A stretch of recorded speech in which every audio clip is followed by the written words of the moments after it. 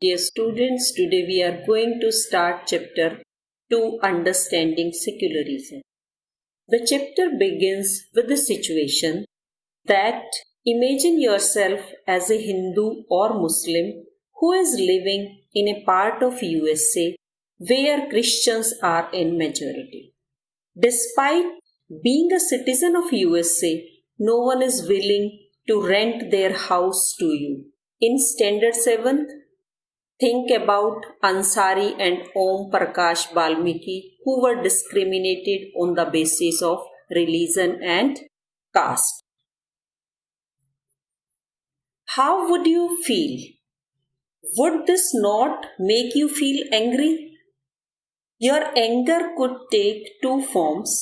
First, you might react by saying that Christians should get the same treatment in places where Hindu and Muslim are in majority and Christians are in minority. Second situation is you might take the view that there should be justice for all. No one should be discriminated on the basis of religion. Have a look at this picture depicting various religions. These are symbols representing different religions. What is secularism? Secularism refers to separation of religion from the state. In India, majority of the people are Hindu.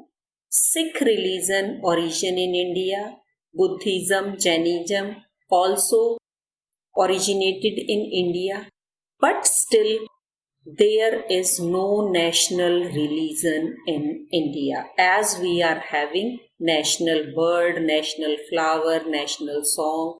There is no national religion. This is known as secularism. The Indian Constitution allows individuals the freedom to live by their religious beliefs and practices. In previous chapter, you have read about right to freedom of religion. India adopted a strategy of separating the power of religion and the power of state. Key features of Indian secularism. Indian state treats all religion on equal basis.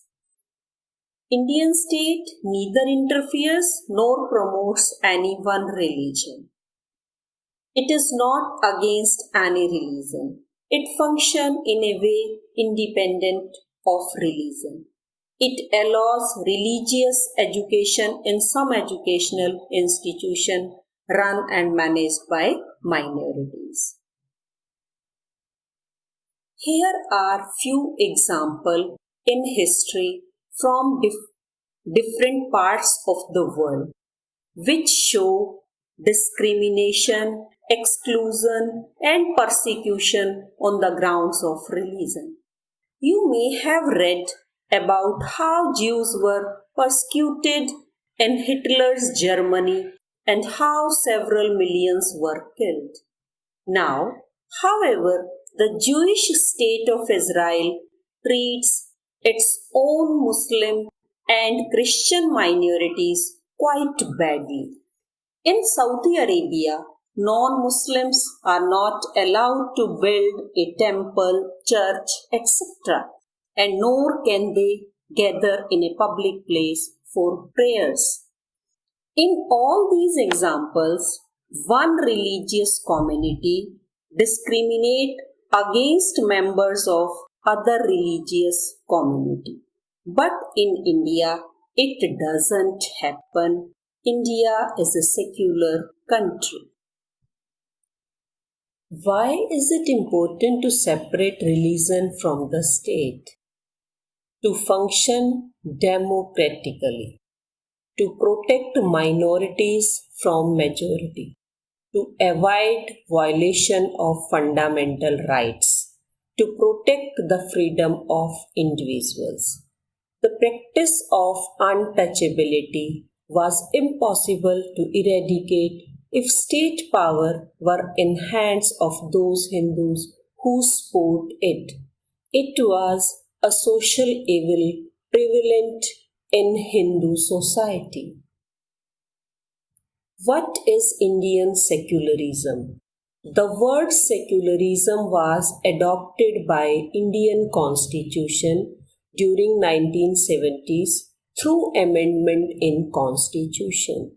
According to it, one religious community does not dominate another. Members of any religious community cannot dominate other members of same religious community. State doesn't enforce any particular religion nor take away the religious freedom of individual. Conclusion is that all people are free to practice, propagate the religion of his/her choice. What is the role played by Indian state? First, the government adopted the strategy of keeping itself away from religion. There is no state religion. The government doesn't support any one religion.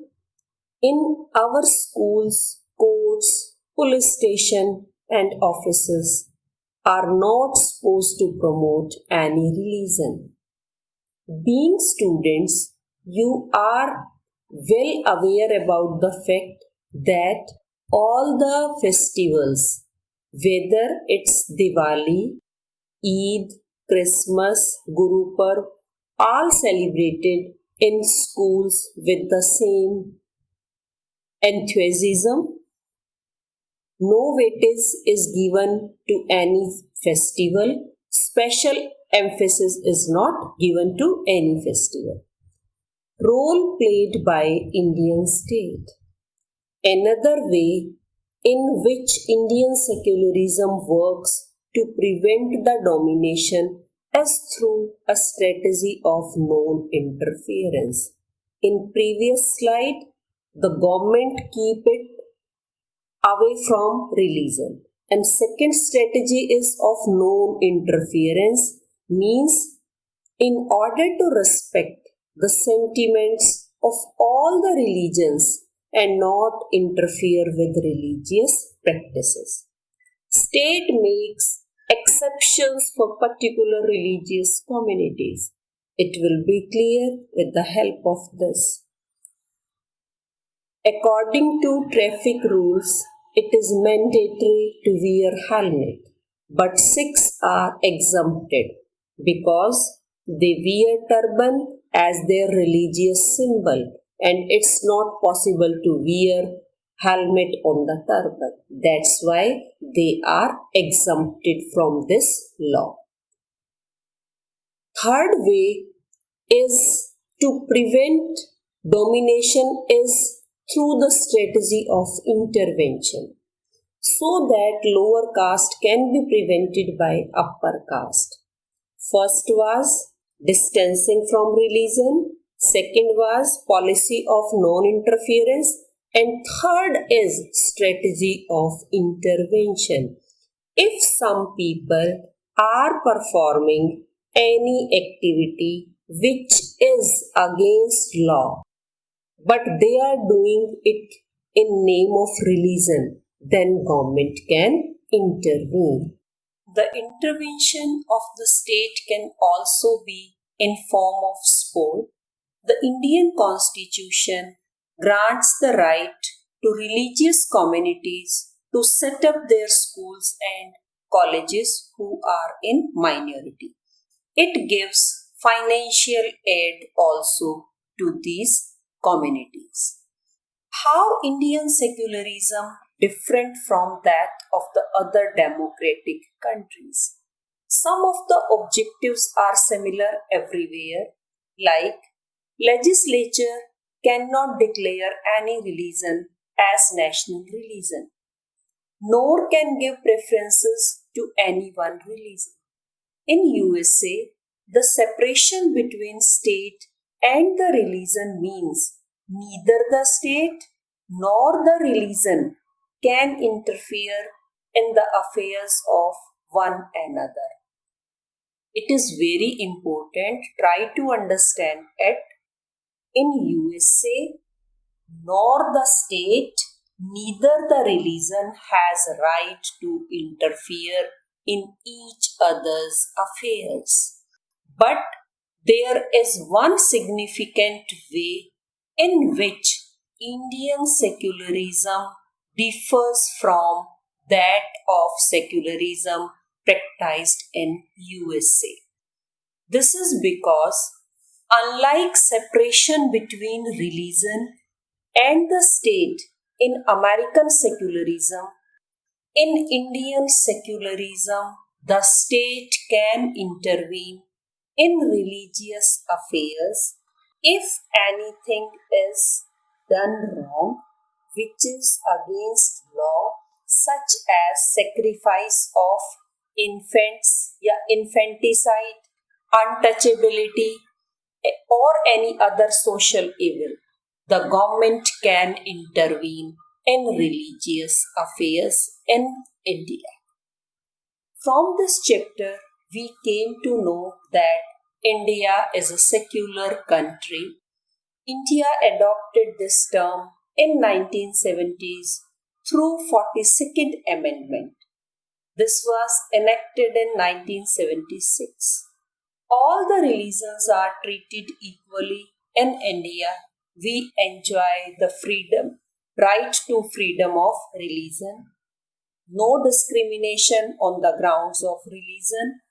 Indian state respect all the religious beliefs and practices. Thank you.